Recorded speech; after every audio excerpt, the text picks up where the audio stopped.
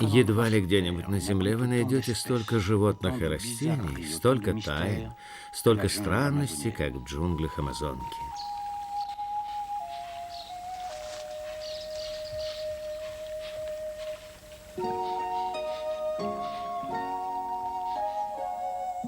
Но, пожалуй, ни одно творение природы не обладает такой притягательной силой, как обычный куст, растущий по опушкам тропического леса.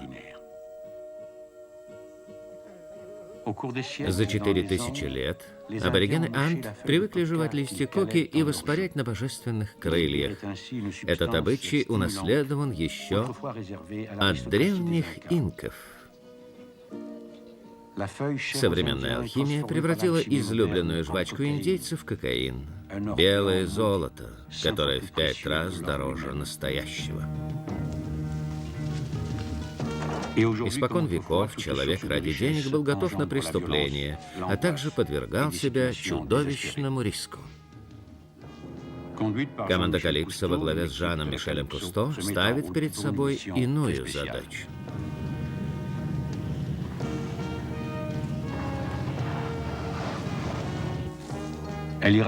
Дойти до истоков современной катастрофы, изучить затерянный в джунглях мир, где люди ищут не золото и не алмазы, а листья коки, куста, таящего в себе страшную магию.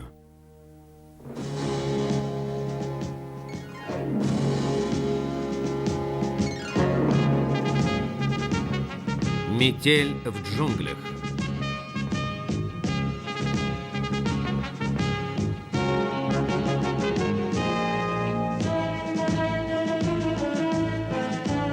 Автор сценария Мосс Ричардс.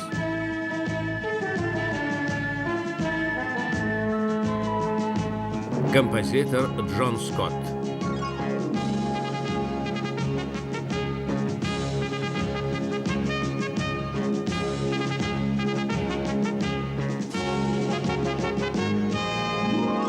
Фильм Жака Ива Кусто и Жана Мишеля Кусто.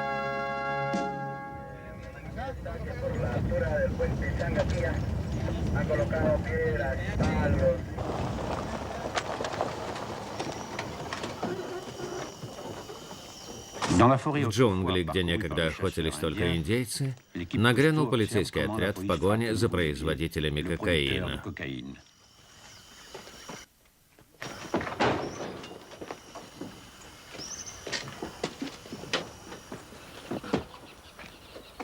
В дебрях Амазонки исследователи Калипсо, изучающие дикую природу, обнаружили мир, в котором идет постоянная война. На борту Калипсо, бросивший якорь на Амазонке, члены экипажа докладывают о своем открытии капитану.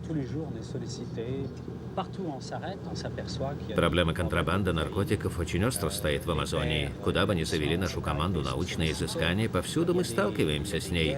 Наглые контрабандисты умудрились запугать даже миссионеров. Идет настоящая микровойна. Кокаин производят здесь. В джунглях только выращивают коку и подвергают листья первичной обработке.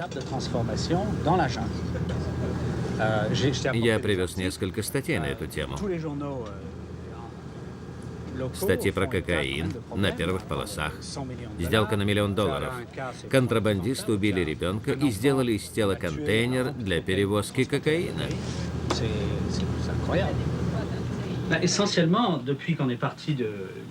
Весь мировой объем кокаина производится на восточных склонах Анд, в Боливии, Перу и Колумбии, откуда контрабандисты переправляют его в США и Европу.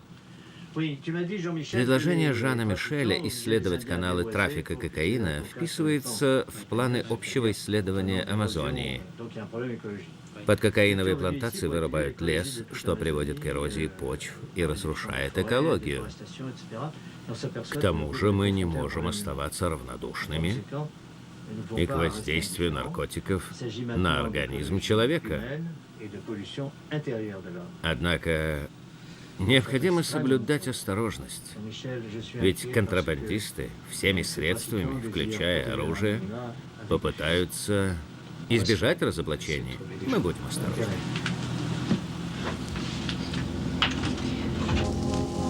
При всех страшных последствиях для человеческого здоровья, кокаин – это всего лишь алкалоид, содержащийся в листьях коки. По оценкам специалистов, ни к одному препарату на Земле человек не привыкает так быстро. Обычай жевать листья существует много тысяч лет, говорит доктор Жери. Но теперь коку выращивают в основном для изготовления кокаиновой пасты. Кокаиновая паста – это полуфабрикат для производства кокаина гидрохлорида. Гидрохлорид – это и есть кокаин в чистом виде. Белый порошок? Да, в производстве кокаиновой пасты используются серная кислота, керосин, бензоат натрия и другие химикаты. И все это человек вдыхает при курении. Иногда чистый гидрохлорид нюхают или вводят внутривенно. Проникая в кровь, кокаин быстро попадает в мозг. Поначалу он действует как сильный стимулятор, но при постоянном употреблении начинаются судороги, доходящие до конвульсий всего тела. И в Северной, и в Южной Америке кокаин погубил многих людей. Сколько сигарет в день? 80. 80? Да, 80 сигарет в день. Но ведь рано или поздно это его погубит. Один его приятель уже умер. Они 3 или 4 ночи подряд не спали, курили кокаиновую пасту. Его друг не расставался с сигаретой, пока не отказало сердце.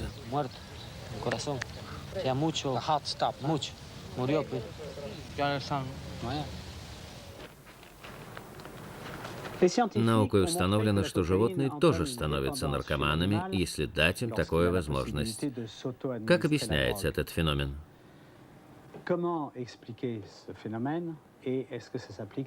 Обезьяна, получив доступ к кокаину, будет принимать его, пока не погибнет. И ее реакция очень схожа с реакциями человека, принимающего кокаин.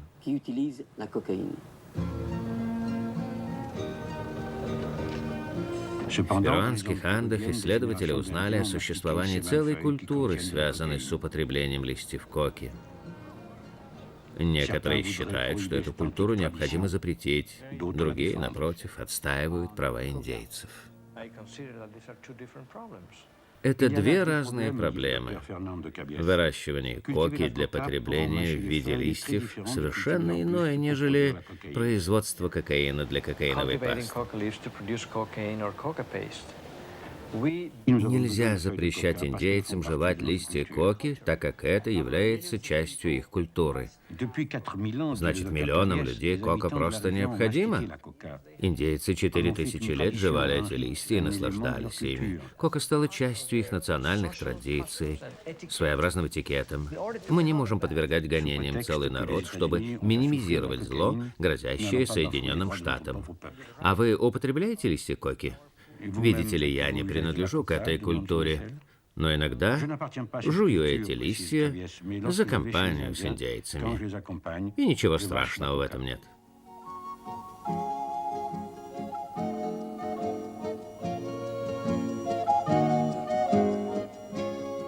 Коренное население Анд жевало коку еще до появления первых фараонов в Древнем Египте. Сегодня от 3 до 4 миллионов потомков инков, народ Кечуа, употребляют коку, жуют, делают из нее настои и лекарства. Они считают, что кока снимает усталость, облегчает муки голода и холода.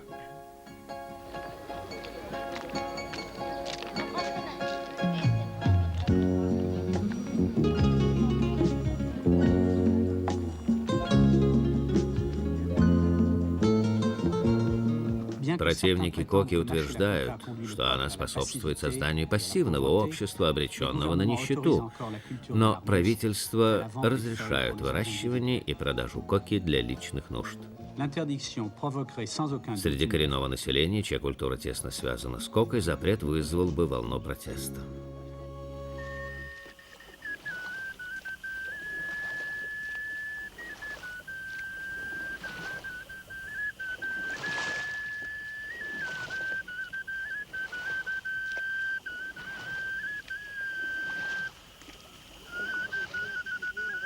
Другой индейский народ тоже связывает с листьями коки свои мистические верования. Это растение считается средоточием жизненной силы. В далеких колумбийских джунглях индейцы Якуна каждый год приносят листья коки в дар своим богам. Антрополог Мартин фон Хильдебранд и член команды Кусто Артуро Кальво присутствует на церемонии, на которую редко допускают посторонних.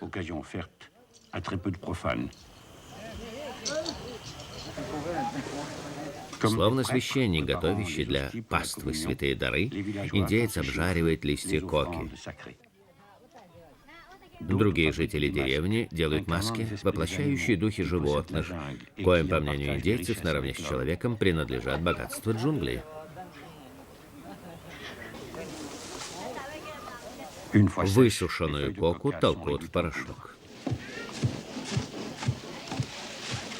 Потом сжигают листья кекропии.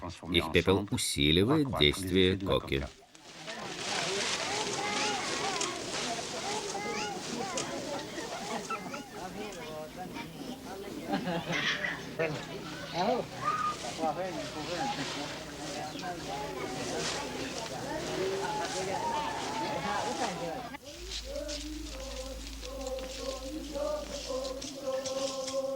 И, наконец, в главном доме деревни начинается литургия. Обряд длится 20 часов. Это настоящий марафон плясок, еды и коки.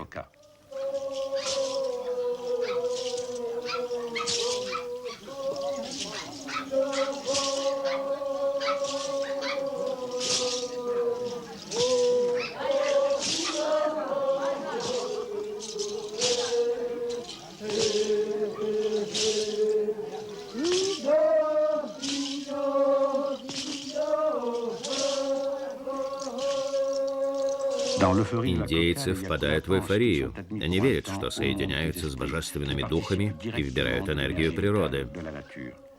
Символически деля ее с тотемными животными, они возносят хвалу богам за дары джунглей.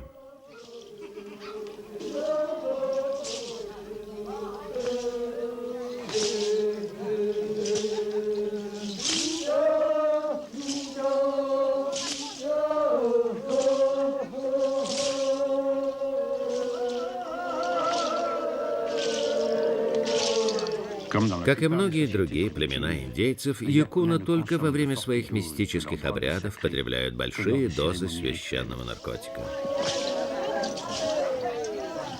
Если эти листья на время возносят их на небо, то других людей, живущих далеко отсюда, отправляют прямиком в ад.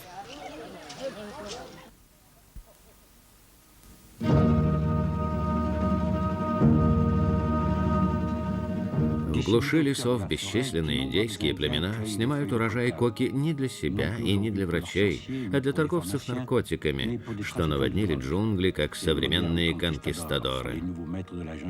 Этот незаконный промысел основан на нищете простого народа и коррумпированности властей. Учитель математики, ставший кокаиновым дельцом, согласился анонимно поговорить с командой Кусто. 3 года он покупает у индейцев листья и делает из них кокаиновую пасту. Здесь даже в полицейском участке царит коррупция, говорит он. Они шантажируют индейцев и мелких фермеров, выращивающих коку. Единственный некоррумпированный представитель власти в этих местах – епископ. А куда идет кока, спрашивает Кальво. Главным образом в Северную Америку. Преступные шайки переправляют ее с замаскированных аэродромов в джунглях. Впрочем, тут никакого секрета нет. Все об этом знают. Кока идет в Соединенные Штаты.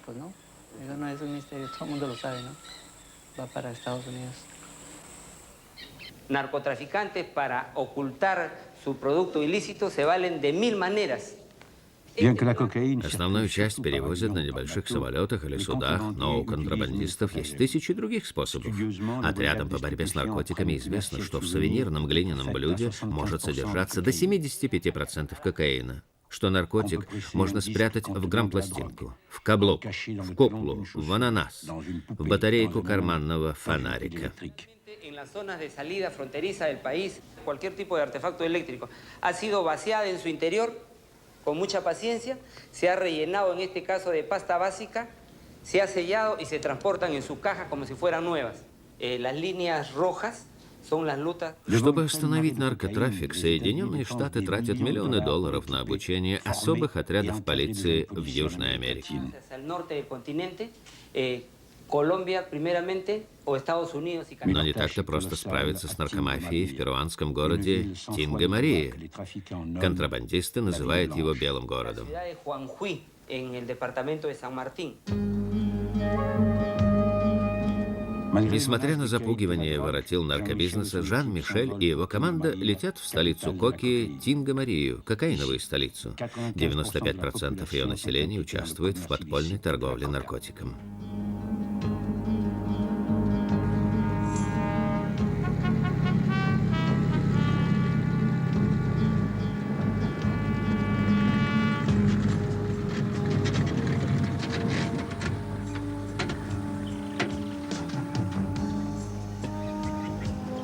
Когда-то вокруг Тинга-Марии выращивали много зерна, а теперь почти ничего не сажают, кроме коки. В качестве наблюдателя мы сопровождаем группу по борьбе с наркотиками. Операция начинается с ареста фермера за выращивание и продажу коки. Его ферму сравняют с землей.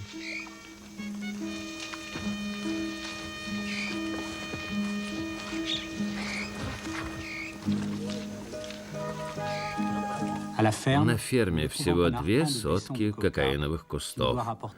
С них он выручит, в лучшем случае, несколько сотен долларов. Наркоторговцы, ворочащие миллионами, останутся безнаказанными, а бедный человек потеряет свободу.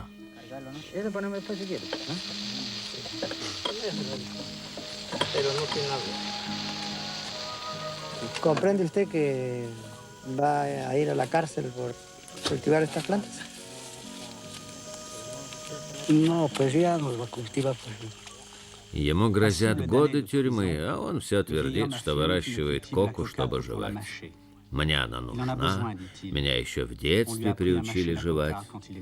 Да, грань между преступником и жертвой здесь почти не видна. Полицейские сами чуть было не попали в западню. Стой! Хорошо, что они вовремя разглядели проволоку.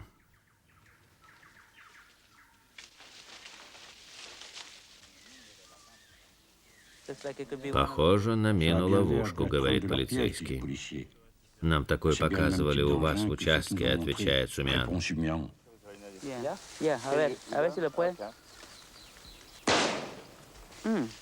Did you see that? Look, it came apart. Goodness. Видите, взорвалась. Представьте, что было бы с вашей ногой. Эти мины очень опасны. Pretty dangerous, not to say the least. And if that's what they're always looking for. Простая водосточная труба. Похожа на мышеловку.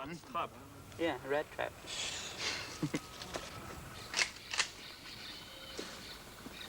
Командир отряда Доминик Сумян следует за полицейскими, а те спешат выяснить, что же прикрывала миноловушка.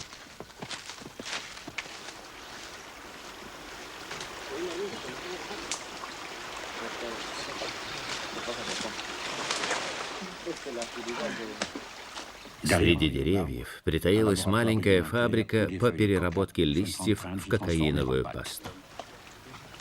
В яме, выстеленной пластиком, листья коки обливают керосином и обрабатывают серной кислотой. Получается кокаиновая паста, которую переправляют в другое место для производства кокаина.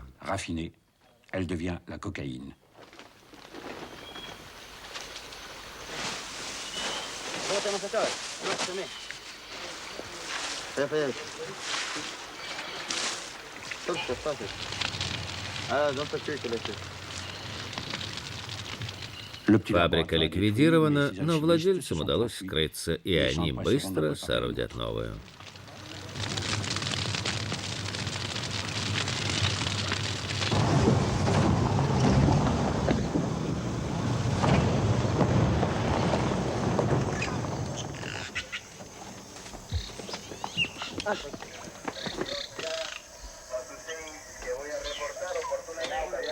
Молодой капитан заметил двух подозрительных лиц в придорожном кафе. Они бросили сумку при виде полиции, что и навело его на подозрение.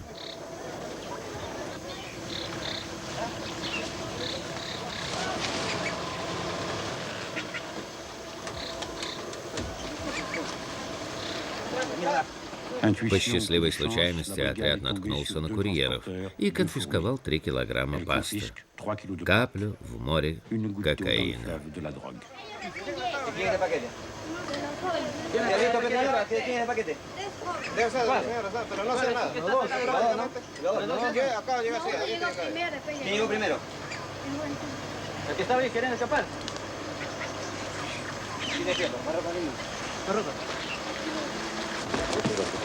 En el país hay 50.000 hectáreas de cultivos ilícitos. С плантации коки площадью в 50 гектаров можно собрать листья для производства 300 килограммов пасты. А конфисковано всего 3 килограмма, так что глупо считать, будто полиция Перу в состоянии сама справиться с этой проблемой. La lucha contra el narcotráfico a través de la policía va a resolver el problema sería ingenuo. На автобусной остановке в Тинго-Марии мы становимся свидетелями еще одного стихийного задержания. Полицейский заподозрил и обыскал 2 молодых матерей, 18 и 25 лет. Они везли пасту какому-то незнакомцу, который нанял их для доставки в Лиму. Как и многие местные жители, они ничего не знают о разрушительном действии кокаина. Зато молодым женщинам предстоит узнать, какая участь им уготована. Понимает ли эта юная женщина, что ей грозит срок от 10 до 15 лет?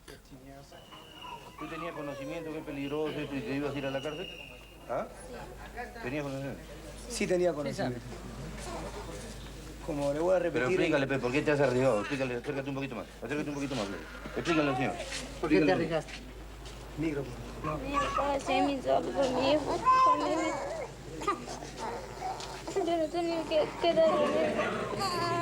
que darle leche. Она говорит, что им обещали заплатить $75, если они привезут пасту на автобусе. Деньги ей нужны, чтобы кормить ребенка. Мужа у нее нет.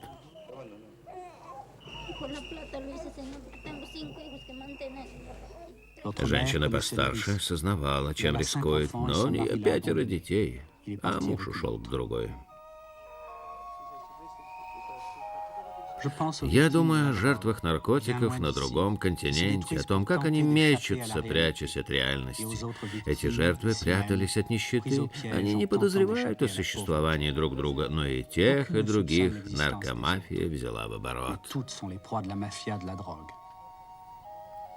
Молодые матери потеряют все. Свободу, молодость и даже, страшно подумать, детей, которых они так отчаянно пытались прокормить.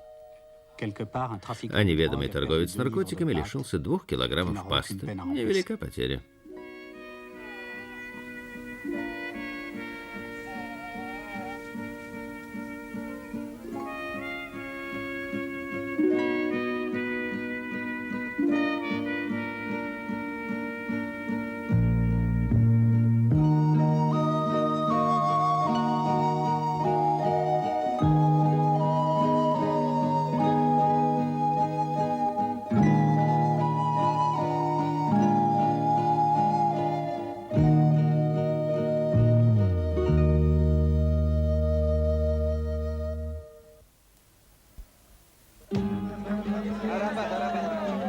Выращивание коки приводит многих в тюрьму Тинго-Марии.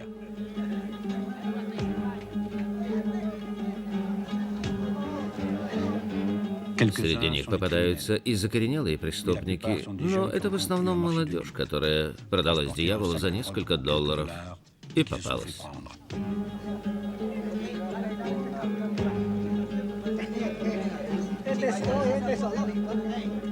Тюрьма рассчитана на 60 человек. Сейчас в ней сидят 200.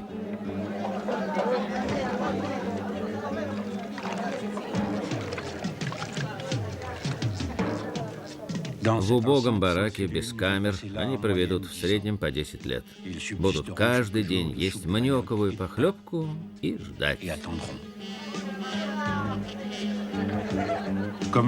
Доминик Сумян замечает, что молодых матерей содержат в отдельном помещении. Когда их дети подрастут, их пристроят по разным семьям. Возле алтаря Сумян видит двухмесячного малыша и его юную мать. Она в том же платье, в котором собиралась ехать на автобусе в Лиму. Из-за злосчастной пасты юной матери и старый фермер угодили в тюрьму. А сколько людей попало из-за нее в кокаиновый плен? Доктор Мартин Низама говорит, что паста сделалась самым страшным бедствием Перу. Она почти вытеснила табак в сигаретах. Así más o menos. Al cigarro le sacan la mitad de tabaco, ¿no? На окраине Тинга-Марии, прозванной Малым Чикаго, наркоман позволил нам посмотреть, как он набивает одну из сотни выкуриваемых за день сигарет.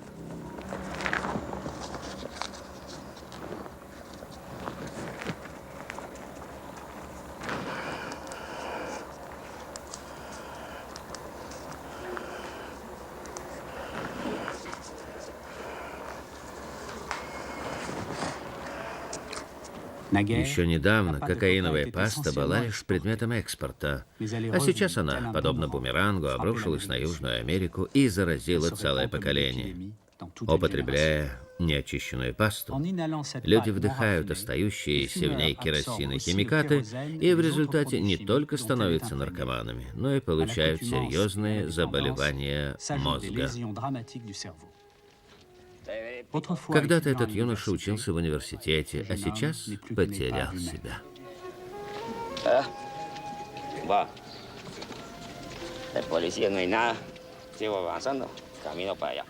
Честно говоря, я даже не помню, сколько мне лет, говорит он. Я родился в январе, а в каком году, не помню. Учился на инженера-электронщика. Но такого кто возьмет на работу? К сожалению, втянуться очень легко, а выбраться невозможно. Порой по настоянию родителей наркоманы обращаются за помощью в медицинские центры. Почему вы здесь? Я употреблял наркотики. Сначала марихуану, потом попробовал кокаиновую пасту. Она гораздо опаснее. Вам не было страшно? Сначала было, потом втянулся. Не захотел. Вы уже 12 лет употребляете наркотики. Решили избавиться от этой привычки? Я знаю, что наркотики убьют меня. Лечение — единственный способ, который поможет выбраться из ямы.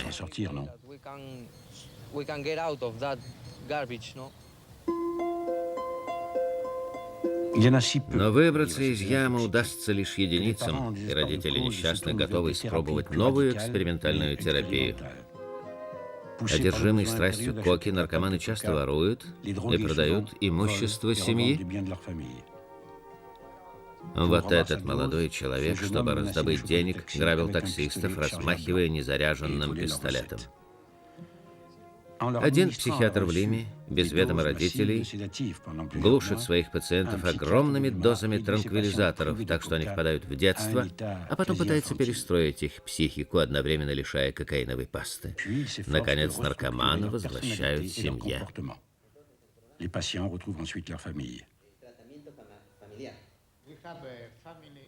Мы создали родительский клуб.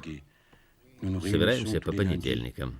В клуб входят свыше 50 семей. Это ужасно. Можно задать вам личный вопрос? Когда ваш сын столкнулся с этой проблемой, как вы себя повели?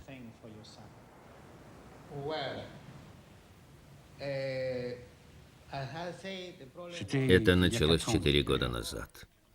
Я говорил с несколькими людьми, врачами, священниками, служителями церкви, и они все мне сказали: вашему сыну 24 года, он взрослый человек, вы уже не несете за него ответственности.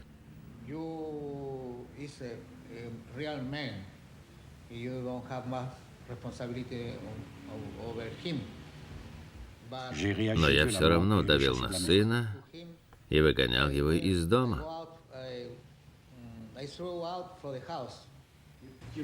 Выгоняли из дома? Да, выгонял.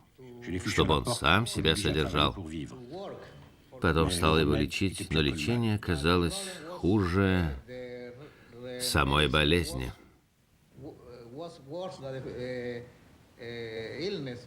Вы признаете, что были неправы?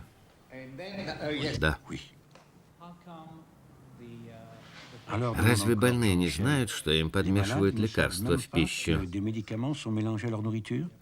Нет, он сам его принимал, но думал, что это витамин. Значит, ваш сын стал наркоманом, сам того не сознавая? Ну да, он ничего не знал. Мы давали ему витамины из Хьюстона. Витамины для астронавтов? Витамины для астронавтов? Да, для астронавтов. В другой клинике Лимы изобрели самое радикальное средство. Операцию на головном мозге под названием сингулотомия. Нейрохирург, экспериментирующий с такими операциями, объясняет, что традиционная терапия на большинство наркоманов не действует. Поэтому к неизлечимым начали применять хирургические методы. Yo acepto que un método así es un método extremo. Acepto. Prefiero comenzar con los tratamientos clásicos. Es la peor porquería que existe la pasta en el mundo. Es la más... Одному из тех, кто считается неизлечимым, всего 16 лет. Паста, говорит он, это жуткая дрянь, самая последняя гадость в мире. Он не хочет, чтобы кто-либо его узнал, поэтому беседует с Жаном Мишелем в повязке. Мы назовем его просто пациент номер 29. Этот мальчик станет 29-м пациентом в Перу, которому проведут подобную операцию. Он и его семья решили использовать последние средства. Исход операции пугает их, но еще больше пугает наркомания, уже сгубившая его брата. Empecé a fumar por los problemas que tenía y por mis amigos en Mindanao. Когда он принял решение? Когда решился на это последнее средство? Позавчера.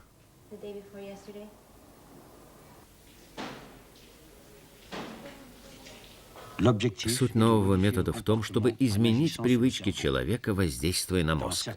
Попав в мозг, кокаин искусственно стимулирует те же самые механизмы, которые приносят нам удовлетворение, когда мы утоляем голод, жажду или половое влечение. Но тяга к наркотику гораздо сильнее. Теоретически, если разрушить связь мозговых центров наслаждения с сознательными мотивировками человека, исчезнет и порочная тяга. Последствия таких операций пока неизвестны. А что, если операция навсегда разрушит центры удовольствия? На этот вопрос молодой пациент ответить пока не может. Он ждет операции.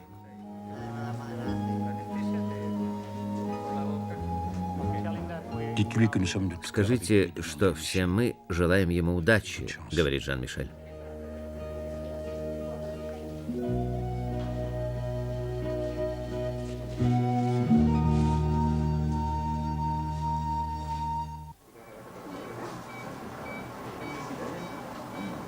Во время 5-часовой операции, которая еще ни разу не фиксировалась на пленке, хирурги пытаются изменить поведенческий механизм мозга.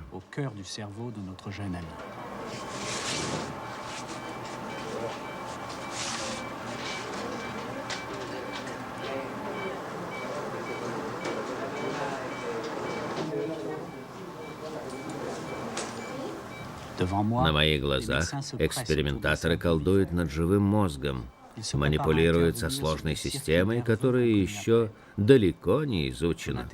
Меня потрясает их дерзость. Что это? Прогресс человечества или бездумная жестокость?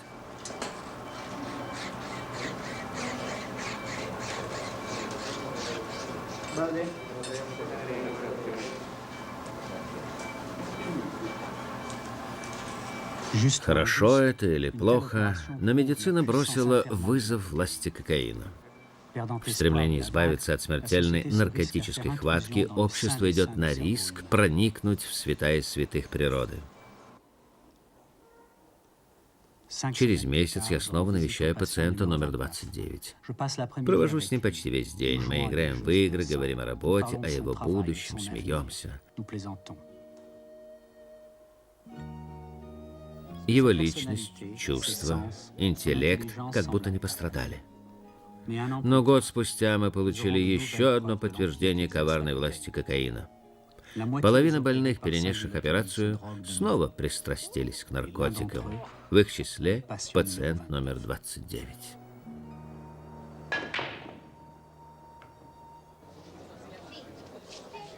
Количество жертв среди перуанской молодежи растет, а власти пытаются убедить людей в том, что есть изменения к лучшему.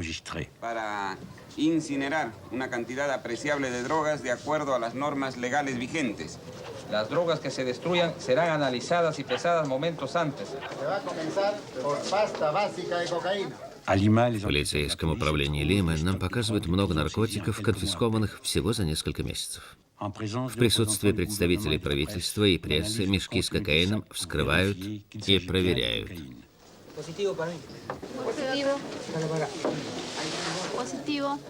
Bolsa número 4, 31 kilos, 150 gramos. На каждом мешке наклеен номер. Он соответствует задержанному и подозреваемому, чья судьба теперь зависит от приговора лаборантов, положительно или отрицательно.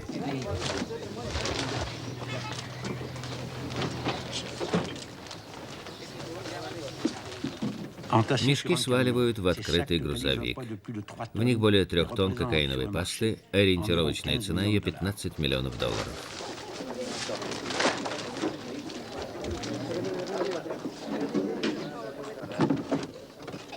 Грузовик с контрабандой едет по улицам Лимы, направляясь к мусоросжигателю.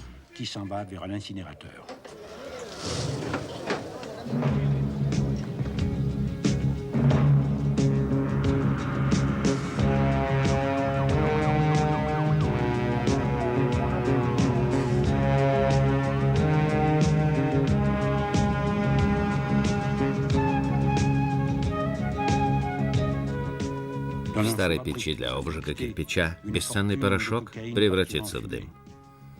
Но эта церемония — свидетельство не столько победы, сколько поражения. Как бы ни гремели фанфары, это всего лишь 3 тонны кокаиновой пасты из 300, производимых ежегодно только в Перу.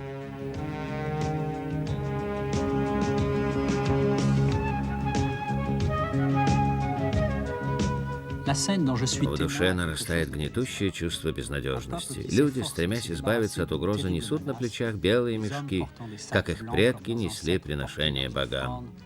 Но, несмотря на все прилагаемые усилия, властям удается перехватить лишь 10% контрабандного кокаина, а то и меньше. Производство же ширится год от года. Y con un apoyo más importante para luchar contra gente que está muy bien implementada. Для борьбы с наркомафией, говорит министр внутренних дел, нам нужны радары, самолеты, вертолеты, оружие. Más enérgicamente y disuadir al que comercia con la droga.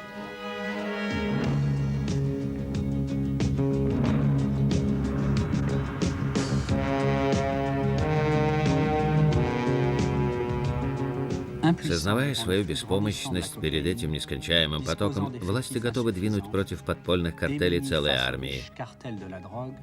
Но некоторые задаются вопросом, возможно ли положить конец распространению столь ценного вещества, ведь оно производится в отдаленных и обширных районах, которые невозможно контролировать. В президентском дворце Лимы я беседовал с президентом Перу. Вы столкнулись со сложнейшей проблемой. Разветвленная организация имеет выход во многие страны, главным образом в США. Президент Белаунте отвечает: мы благодарны Соединенным Штатам за многое, за литературу, искусство, технику, медицину и тому подобное, но мы не можем благодарить их за производство кокаина, которое они импортировали в Перу, а после этого Страны-потребители снабжают нас деньгами и оружием. Я считаю, что это прежде всего проблема стран-потребителей, а не стран-производителей.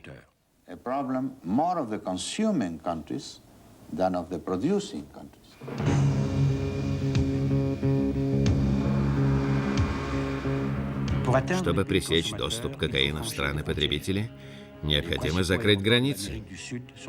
Сегодня в крупнейших южноамериканских аэропортах разворачивается напряженная игра в кошки-мышки с высокими ставками.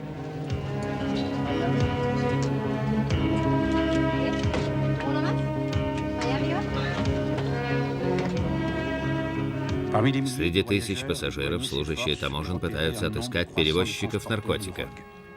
Все подозрительные лица подвергаются дотошному обыску. Быть может, кокаин содержится в сухом молоке? Или им набито чучело крокодила?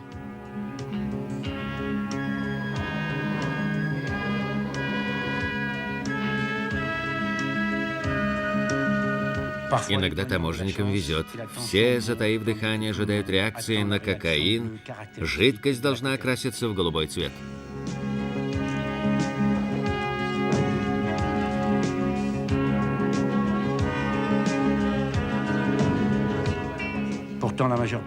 Но большая часть наркотика остается необнаруженной и достигает Майами, где процветает наркобизнес. 5000 американцев каждый день впервые пробуют кокаин. Нынешняя ситуация с кокаином похожа на опиумные войны середины XIX века. Тогда опиум в больших количествах перевозили из Индии, и английские торговцы распространяли его в Китае. Китайцы пробовали запретить опиум, но торговля находилась под защитой британской армии. Когда китайский уполномоченный Линь Цушу приказал сбросить 1500 тонн опиума в море, вспыхнула война, окончившаяся Тяньшаньским мирным договором, узаконившим торговлю опиумом в Китае. 75 миллионов китайцев пристрастились к наркотику, и некий британский чиновник заявил: «Теперь мы усыпили Китай лет на 100». Западный мир может прийти в такой же упадок, если мы останемся безучастны к страшнейшей угрозе, которую когда-нибудь назовут кокаиновой войной. Возможно, такая война уже идет. В марте 1984 года среди колумбийских джунглей видеокамера запечатлела крупнейший в истории рейд против наркомафии. Было конфисковано почти 14 тонн чистого кокаина стоимостью свыше $1 миллиарда. Для его перевозки была готова целая эскадрилья вертолетов. Очевидно, он предназначался для левой герильи.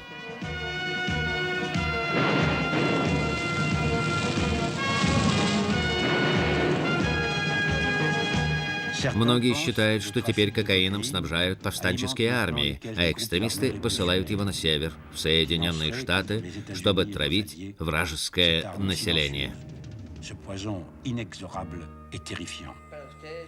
Команда Кусто спрашивает: вас не беспокоят последствия кокаиновой торговли в других странах, скажем, в Соединенных Штатах? Нет, отвечает торговец, мы считаем это достойным ответом на распространение империализма в Южной Америке. Цивилизованным ответом.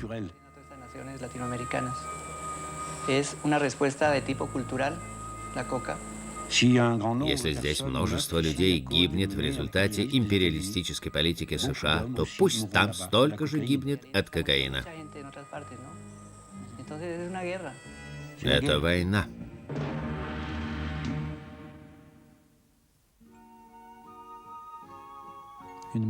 Как ни печально, мы нередко злоупотребляем дарами природы.